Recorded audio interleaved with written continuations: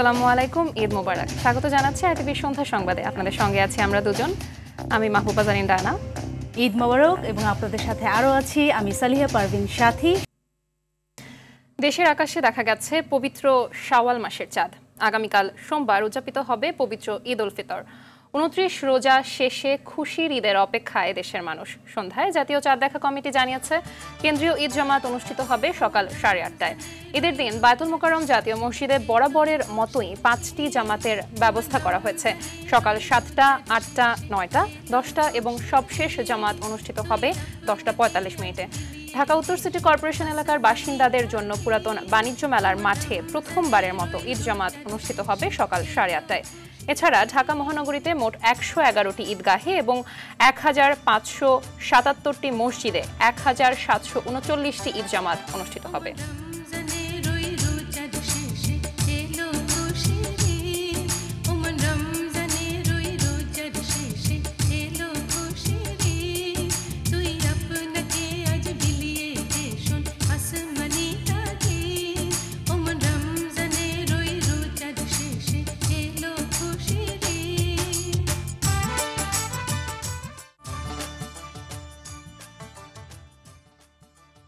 দেশবাসীকে পবিত্র ঈদ উল ফিতরের শুভেচ্ছা জানিয়েছেন প্রধান উপদেষ্টা ডক্টর মোহাম্মদ ইউনূস। এক বার্তায় তিনি নির্বিঘ্ন ও আনন্দঘন পরিবেশে ঈদ উদযাপনের প্রত্যাশার কথা জানান। পরাজিত শক্তির সকল প্ররোচনা সত্ত্বেও সবাইকে সুদৃঢ়ভাবে ঐক্যবদ্ধ থাকার আহ্বান জানান প্রধান উপদেষ্টা। সকলকে জানাই ঈদ মোবারক। ঈদে পরিবার পরিজন নিয়ে নির্বিঘ্নে ও আনন্দ সহকারে নিজ নিজ বাড়ি যাবেন, আত্মীয় স্বজনের কবর জিয়ারত করবেন, গরিব পরিবারের খোঁজখবর নেবেন, তাদের ভবিষ্যৎ ভালো করার জন্য চিন্তাভাবনা করবেন, আপনার সন্তানদের সঙ্গে তাদের পরিচয় করিয়ে দেবেন, এই কামনা করছি। ঈদের জামাতে দলমত নির্বিশেষে সবাই যেন পরাজিত শক্তির সকল প্ররোচনা সত্ত্বেও সুদৃঢ়ভাবে ঐক্যবদ্ধ থাকেন, সেজন্য আল্লাহর কাছে মোনাজাত করবেন, এই আহ্বান জানাচ্ছি। দীর্ঘ 10 বছর পর যুক্তরাজ্যের লন্ডনে পরিবারের সঙ্গে ঈদ উদযাপন করেছেন সাবেক প্রধানমন্ত্রী ও বিএনপি চেয়ারপারসন বেগম খালেদা জিয়া। 2017 সালের পর ছেলে, পুত্রবধূ ও নাতি নাতনিদের সঙ্গে ঈদের আনন্দ ভাগাভাগি করে নিয়েছেন তিনি। দেশবাসী সহ দলীয় নেতাকর্মীদের ঈদের শুভেচ্ছা জানিয়েছেন বেগম খালেদা জিয়া ও তারেক রহমান। খান আলমিনের রিপোর্টে বিস্তারিত। দীর্ঘ 8 বছর পর সাবেক প্রধানমন্ত্রী বেগম খালেদা জিয়া ঈদের আনন্দে আপনজনদের সান্নিধ্যে লন্ডনে ছেলে তারেক রহমানের বাসায় এবার পাশে পেয়েছেন 3 নাতনি জায়মা রহমান, জাফিয়া রহমান, জাহিয়া রহমানকে। 2 পুত্রবধূ জুবাইদা রহমান ও সৈয়দা শামিলা রহমান ঈদের সব আয়োজন করেন শাশুড়ি খালেদা জিয়াকে ঘিরেই। খালেদা জিয়ার লন্ডনে এটি তৃতীয় ঈদ উদযাপন। এর আগে 2017 সালে চিকিৎসার জন্য লন্ডনে গিয়ে ছেলের বাসায় ঈদুল আজহা উদযাপন করেছিলেন। 2015 সালের সেপ্টেম্বরেও লন্ডনে পরিবারের সাথে ঈদ উদযাপন করেন তিনি। গত 8 জানুয়ারি চিকিৎসার জন্য লন্ডন যান খালেদা জিয়া। লন্ডন ক্লিনিকে 17 দিন চিকিৎসাধীন থাকার পর তারেক রহমানের বাসায় যান তিনি। 79 বছর বয়সী সাবেক এই প্রধানমন্ত্রী দীর্ঘদিন ধরে liver cirrhosis, kidney, heart, diabetes, arthritis সহ নানা শারীরিক অসুস্থতায় ভুগছেন। দেশবাসী সহ দলীয় নেতাকর্মীদের ঈদের শুভেচ্ছা জানিয়েছেন বেগম খালেদা জিয়া ও তারেক রহমান। প্রিয় দেশবাসী, ঈদ মোবারক। বীর জনতার রক্তক্ষয়ী গণ অভ্যুত্থানের মাধ্যমে ফ্যাসিবাদের পতন ঘটিয়ে দীর্ঘ 1.5 দশক পর গুম, খুন, অপহরণের ভয়হীন স্বাধীন সার্বভৌম এক গণতান্ত্রিক পরিবেশে দেশের আপামর জনগণ এবছর পবিত্র ঈদ উল ফিতর উদযাপন করছেন। এবারের ঈদ আনন্দে তাই যোগ হয়েছে উচ্ছ্বাস, উৎসাহ, উদ্দীপনার এক নতুন মাত্রা। তারেক রহমান লন্ডনের কিংস্টনে কিংস মেডাউ স্টেডিয়ামে ঈদের জামাতে অংশ নেন। নামাজের পর তারেক রহমান কুশল বিনিময় করেন কমিউনিটি ব্যক্তিবর্গ ও বিএনপি নেতাদের সাথে। খান আলামিন, আরটিভি, ঢাকা। ঈদ উল ফিতর উদযাপন করছে সৌদি আরব সহ মধ্যপ্রাচ্যের 11টি দেশ। মধ্যপ্রাচ্যের পাশাপাশি ঈদ উদযাপিত হচ্ছে ইউরোপেও।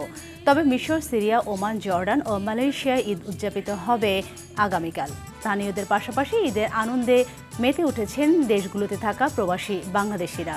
ইমতিয়াজ আহমেদের রিপোর্ট।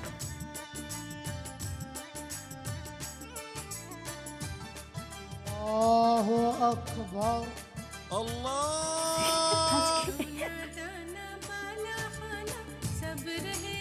সংযুক্ত আরব আমিরাত, কাতার, কুয়েত, বাহরাইন ও ফিলিস্তিন সহ 11টি দেশে উদযাপিত হচ্ছে পবিত্র ঈদ উল ফিতর। দেশগুলোর স্থানীয় নাগরিকদের পাশাপাশি ঈদের আনন্দ ভাগাভাগি করে নিতে কমতি রাখছেন না প্রবাসী বাংলাদেশিরাও। সৌদি আরবের জেদ্দা, রিয়াদ ও দাম্মামে ঈদের জামাতে অংশ নিয়েছে প্রবাসী বাংলাদেশিরা। বাংলাদেশি অধ্যুষিত দাম্মামের আল জুবাইল ও আল খোবারের প্রবাসী বাংলাদেশিরা অংশ নেন ঈদ জামাতে। এদিন কুয়েতে বসবাসরত প্রবাসী বাংলাদেশিরাও অংশ নেন ঈদ জামাতে। সংযুক্ত আরব আমিরাতের বিভিন্ন প্রদেশে স্থানীয় সময় সকাল 6টা থেকে শুরু হয় ঈদ জামাত। দেশটিতে সবচেয়ে বড় ঈদের জামাত অনুষ্ঠিত হয় আবুধাবির শেখ জায়েদ গ্র্যান্ড মসজিদে। এসব জামায়াতে স্থানীয় মুসল্লিদের সঙ্গে কাঁধে কাঁধ মিলিয়ে নামাজ আদায় করেন প্রবাসী বাংলাদেশিরা। বাহরাইনের রাজধানী মানামার আল ফাতেহ গ্র্যান্ড মসজিদে প্রবাসীদের সঙ্গে ঈদের নামাজে অংশ নেন দেশটিতে নিযুক্ত বাংলাদেশের রাষ্ট্রদূত রইস হাসান সরোয়ার। এ সময় প্রবাসীদের সঙ্গে ঈদ শুভেচ্ছা বিনিময় করেন তিনি। এদিকে চলমান ইসরায়েলি হামলার মধ্যে দ্বিতীয়বার ঈদ এসেছে ফিলিস্তিনের গাজা উপত্যকায়। বোমার আঘাতে মলিন হলেও ঈদ ঘিরে প্রস্তুতি নিয়েছে গাজাবাসী। ধ্বংস হয়ে যাওয়া মসজিদগুলোর সামনে ঈদের নামাজ আদায় করেছেন গাজার বাসিন্দারা। মধ্যপ্রাচ্য সহ ঈদ উদযাপিত হয়েছে ইতালি, গ্রিস, পর্তুগাল সহ ইউরোপের দেশগুলোতে। এদিকে চাঁদ দেখা না যাওয়ায় ওমান, মিশর, Syria, Jordan, Morocco, Indonesia, Malaysia, Brunei, Australia, Iraq সহ বেশ কয়েকটি দেশে ঈদ পালিত হবে সোমবার। ইমতিয়াজ আহমেদ, RTV। সে সময়ে প্রিয়জনের সঙ্গে ঈদের আনন্দ ভাগাভাগি করে নিতে বাড়ির পথে ছুটছে রাজধানীবাসী। সকাল থেকেই কমলাপুর রেল স্টেশনে ভিড় করে ঘরমুখ মানুষ। ভোগান্তি ছাড়াই নির্ধারিত সময়ে ট্রেন ছেড়ে যাওয়ায় খুশি যাত্রীরা। বাসস্ট্যান্ড ও লঞ্চ টার্মিনালেও মানুষের উপচে পড়া ভিড়। ফিরতি পথেও কোনো ভোগান্তি হবে না বলে জানিয়েছেন সড়ক পরিবহন ও সেতু উপদেষ্টা মোহাম্মদ ফজলুল কবির খান। বিলাল হোসেনকে সাথে নিয়ে রুজু রফিকের রিপোর্ট।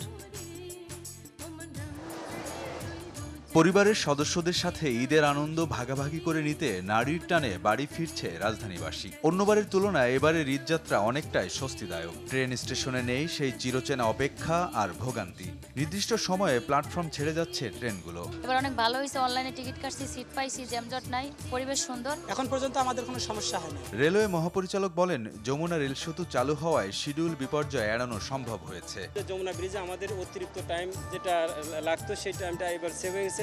যাতায়াতে কমপক্ষে আধা ঘন্টা টাইম আমাদেরকে রাউন্ড ট্রিপেটা আমাদের সেভ হয়েছে। রাজধানীর বিভিন্ন বাস স্ট্যান্ডেও ঘরমুখ মানুষের উপচে পড়া ভিড়। সড়ক পথে ভোগান্তি ছাড়াই রাজধানী ছাড়তে পেরে খুশি যাত্রীরা।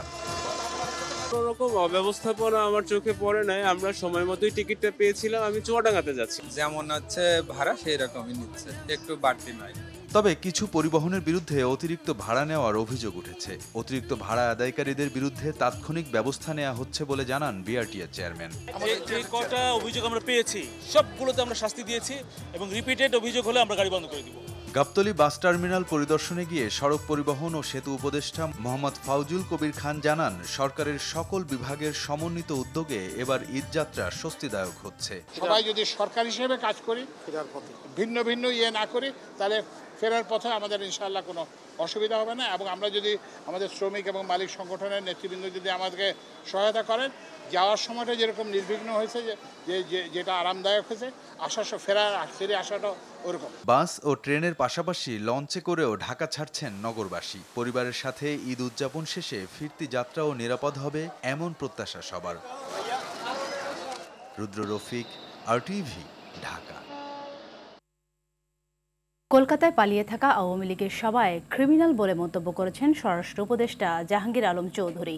ঈদ ছুটিতে বিনোদন কেন্দ্রগুলোতেও পর্যাপ্ত নিরাপত্তা ব্যবস্থা থাকবে বলে নিশ্চিত করেছেন র্যাব মহাপরিচালক AKM শহীদুর রহমান। সহ এরপরে ছুটির বেশ কয়েকদিন আপনার বিভিন্ন যে আমাদের টুরিস্ট স্পট আছে, বিনোদন কেন্দ্র আছে, সেখানেও মানুষের ভিড় হবে। তা আমরা সেখানেও যাতে নিরাপদের সাথে মানুষ তার বিনোদন উপভোগ করতে পারে, সেজন্য আমরা সেখানে নিরাপত্তার ব্যবস্থা রেখেছি। বিশেষ করে আওয়ামী লীগ না, নিষিদ্ধ ঘোষিত যে সমস্ত দল আছে, সেসব দল যাতে কোনো রকম অ্যাক্টিভিটিস পরিচালনা না করতে পারে সে ব্যাপারে আমরা সদা সতর্ক। কলকাতায় কারা আছে? কলকাতায় যারা এই গুলি করে তো ক্রিমিনালরা তো সব সময় এই জিনিস ব্যবহৃত চিন্তা করবে। তা আমরা এই ক্রিমিনালদের এগেইনস্টে কী ধরনের ব্যবস্থা নেওয়া যায়, আমরা সেই ধরনের ব্যবস্থা নিই। বিএনপির জনপ্রিয়তা কমাতে নির্বাচন ও সংস্কারকে মুখোমুখি দাঁড় করিয়ে দেওয়ার চেষ্টা করছে একটি মহল। এটা সচেতনভাবে নির্বাচন পেছানোর ষড়যন্ত্র বলে অভিযোগ করেছেন বিএনপি মহাসচিব মির্জা ফখরুল ইসলাম আলমগীর। শেখ হাসিনাকে ভারতে রেখে নির্বাচন পেছানোর ফল ভালো হবে না বলে মন্তব্য করেন মির্জা ফখরুল। জাহিদ রহমানের রিপোর্ট।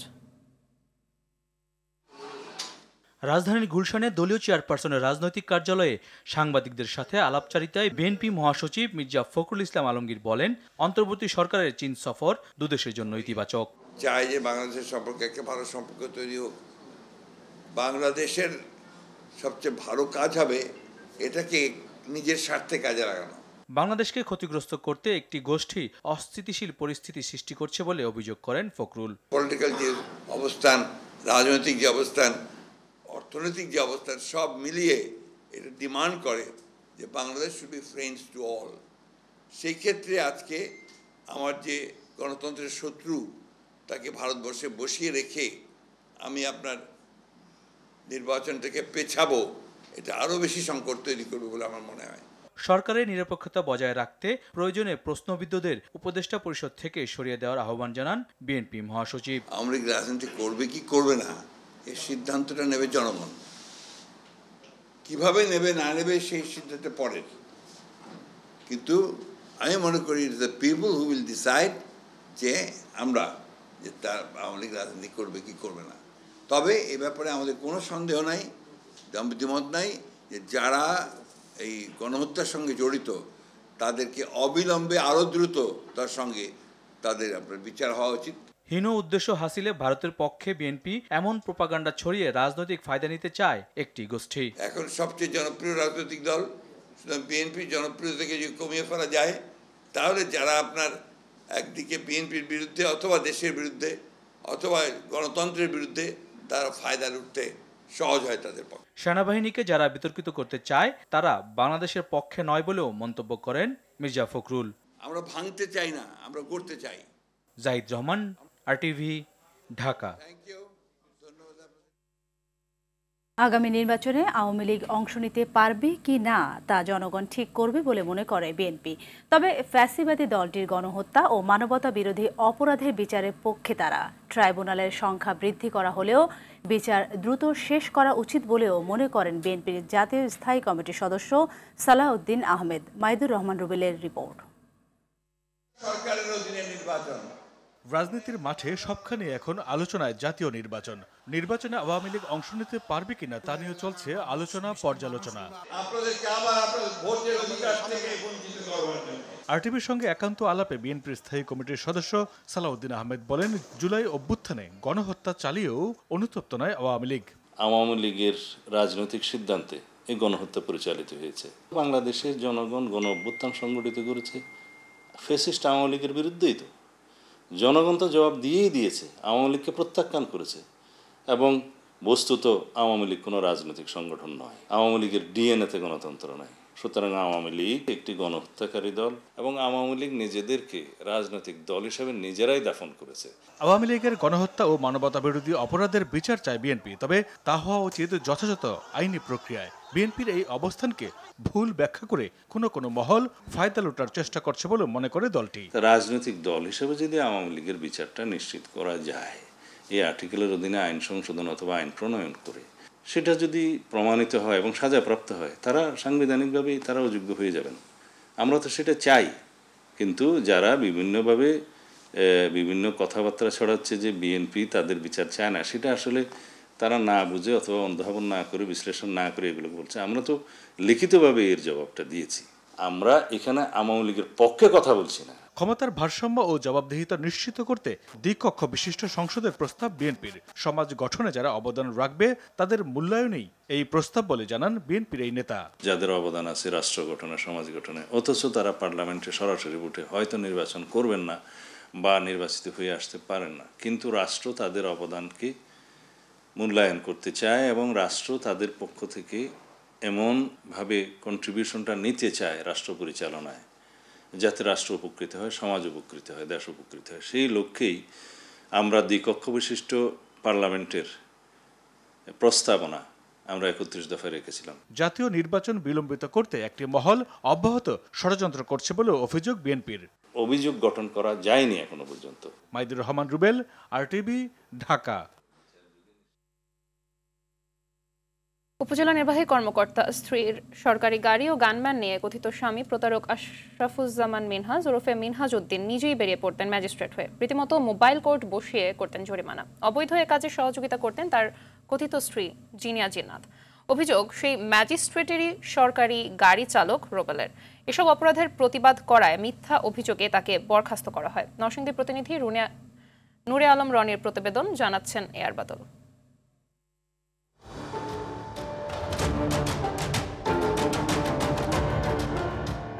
ফুলে সজ্জিত সরকারি গাড়িতে কর্মস্থল বদলের সংবর্ধনা নেন নরসিংদীর শিবপুরের আলোচিত সাবেক উপজেলা নির্বাহী কর্মকর্তা জিনিয়া জিন্নাত। সাথে ছিলেন ভয়ঙ্কর প্রতারণার অভিযোগে গ্রেপ্তার তার কথিত স্বামী আশরাফুজ্জামান মিনহাজ ওরফে মিনহাজ উদ্দিন।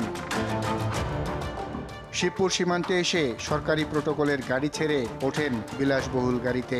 শিবপুরের উপজেলা নির্বাহী কর্মকর্তা হিসেবে জিনিয়া জিন্নাত যোগ দিয়েছিলেন 2022 সালের 16 জানুয়ারি। কৃতজ্ঞ চিত্তে স্মরণ করছি বঙ্গবন্ধু শেখ মুজিবুর রহমান। তখন থেকেই স্ত্রীর প্রভাবকে ব্যবহার করে কথিত স্বামী ভয়ঙ্কর সব অপরাধ করে বেড়াতেন। সরকারি গাড়ি ব্যবহার করে পরিচালনা করতেন ভ্রাম্যমাণ আদালত। ইউনার হাজবেন্ড গানম্যান নিয়েও উনি বিভিন্ন জায়গায় যাইতো, বিভিন্ন সময় মোবাইল কোর্টেও বেরিয়ে যেত। উনি মোবাইল কোর্টের থেকে গাড়ি ধরতো, মানে উনি ওনার মতো করে নিজের মতো করে ক্ষমতা প্রয়োগ করতো আর কি। ম্যাজিস্ট্রেটের থেকে আর বেশি কিছু মনে করতো। ইউনুসার তো হচ্ছেন উনি নামে, আর ক্ষমতা দেখাইতে হচ্ছে উনি। এসব অপরাধের দোষর কথিত স্ত্রী জিনিয়া জিন্নাত। অপরাধের প্রতিবাদ করায় উল্টো চাকরি হারাতে হয় চালক রুবেলকে। সাসপেন্ড করারও আরো 8 মাস আগে থেকে উনি বেতন বন্ধ করে রাখছে, প্রায় 4 লক্ষ টাকার উপরে 2 বছরের বেতন, আংশিক ভাতা। বরং আরো গ্যাস পাম্প থেকে আমার স্বাক্ষরে উনি গ্যাস নিছেন এবং ওই টাকার জন্য ওনাদেরকে উলাই দিয়েছে আমার নামে মামলা করতে। সরকারি গাড়ি মেরামত ও জ্বালানির খরচ না দিয়ে উল্টো চালককে অভিযুক্ত করে বরখাস্তপত্র তৈরির অভিযোগ জিনিয়া জিন্নাতের বিরুদ্ধে। দেলোয়ার ইঞ্জিনিয়ার্সের স্বত্বাধিকারীও বলেন জিনিয়া জিন্নাতের অভিযোগ ভিত্তিহীন। আমি টাকা পাবো, আমার টাকাটার জন্য আমি গেছি, কিন্তু আমার টাকাটা দেয়নি, প্রায় তো 50,000 টাকার মতো পাবো। নরসিংদীর বাঘাটার সাহেব প্রতাপ এলাকার messrs Bhuiyan CNG refuelling and filling স্টেশনের ম্যানেজার রাখাল চন্দ্র বিশ্বাস জানান, চালকদের ফাঁসাতে জিনিয়া ও মিনহাজ খাতায় ড্রাইভারদের দিয়ে স্বাক্ষর করাতেন। 1,60,383 টাকা বকেয়া এবং এই টাকার জন্য উনি থাকা অবস্থায় অনেকবার গেছি, বিভিন্ন অজুহাত দেয়ছে, বিভিন্ন তালবাহানা করছে, বিলটা দেয় নাই, ওনার ড্রাইভারকে দোষারোপ করে গেছে। রুবেলের স্ত্রী সন্তানের মুখের দিকে চেয়ে জিনিয়া জিন্নাতের কাছে স্বামীর চাকরি ফেরত চাইতে গেলেও মন গলেনি। অথচ এত সব অপকর্ম করেও বেহাল তবিয়তে আছেন আলোচিত জিনিয়া জিন্নাত। 3-4 দিন গেছি, ম্যাডামে অনেক খারাপ ব্যবহার করছে, যে এই মহিলারে কেন ভিতরে পাঠাইছেন। রাষ্ট্রদ্রোহ, সন্ত্রাসী ও প্রতারণা মামলায় জিনিয়া জিন্নাতের কথিত স্বামী শরীয়তপুর কারাগারে। তবে এসব অভিযোগ অস্বীকার করেন জিনিয়া জিন্নাত। আসলে এগুলো অযৌক্তিক কথা এবং পুরোপুরি হচ্ছে ভিত্তিহীন কথা। ঠিক আছে, এরকম অযৌক্তিক ভিত্তিহীন কথা বললে হবে না। এআর বাদল, RTV, ঢাকা। নারীর সৌন্দর্য বহুগুণ বাড়িয়ে দেয় সোনার গহনা। গয়না পেলে মন ভালো হয় না এমন কোনো নারী নেই। ঈদকে সামনে রেখে শেষ সময়ে গহনার শোরুমে ভিড় করছে অভিজাত নারীরা। রাজধানী প্যান প্যাসিফিক সোনারগাঁও হোটেলে চলছে গ্র্যান্ড ঈদ ফেস্ট। এক ছাদের নিচে রয়েছে 40টি লাইফস্টাইল শোরুম। মেলায় হাউস অব বেঙ্গলে থাকলে নজর কাড়া ডিজাইনের গোল্ড ও ডায়মন্ডের কালেকশন। হাউস অব বেঙ্গল বলছে নারীর সৌন্দর্য বাড়িয়ে তুলতে তাদের থাকছে জমকালো আয়োজন। ফেস্ট থেকে যারা সোনা কিংবা হীরার অলংকার কিনবে তাদের জন্য থাকছে এক্সক্লুসিভ অফার। মেলায় যারা পছন্দের অলংকার সংগ্রহ করতে পারবে না তাদের জন্য বসুন্ধরা সিটি আউটলেট নিমন্ত্রণ জানিয়েছে house of Bengal. National life insurance আন্তর্জাতিক সংবাদ। গাজায় মিশর ও কাতারের পক্ষ থেকে দেয়া যুদ্ধবিরতি প্রস্তাবে রাজি হয়েছে ফিলিস্তিনের স্বাধীনতাকামী সংগঠন হামাস। হামাস যুদ্ধবিরতি প্রস্তাবে রাজি হওয়ার পর পাল্টা যুদ্ধবিরতি প্রস্তাব উত্থাপন করছে ইসরায়েল। সংবাদ মাধ্যম আল জাজিরা তথ্যটি নিশ্চিত করেছে। এদিকে ঈদের দিনেও গাজা ভূখণ্ডে হামলা চালিয়েছে ইসরায়েলি সৈন্যরা। তাদের বোমা হামলায় 9 জন নিহত হয়েছেন, এদের মধ্যে 5 জন শিশু রয়েছে। এছাড়া ওয়ার্ল্ড ফুড প্রোগ্রাম জানিয়েছে গাজা ভূখণ্ডে তাদের খাদ্যের মজুদ 10 দিনের মধ্যে শেষ হয়ে যাবে। গাজায় নিয়মিত হামলা চালানোর পাশাপাশি সব ধরনের মানবিক সহায়তা সামগ্রী প্রবেশে নিষেধাজ্ঞা আরোপ করেছে ইসরায়েলি প্রশাসন। সন্ধ্যা সংবাদ এ পর্যন্তই। রাতের সংবাদ 11:15টায় দেখার আমন্ত্রণ রইল। ধন্যবাদ সবাইকে। ধন্যবাদ সবাইকে।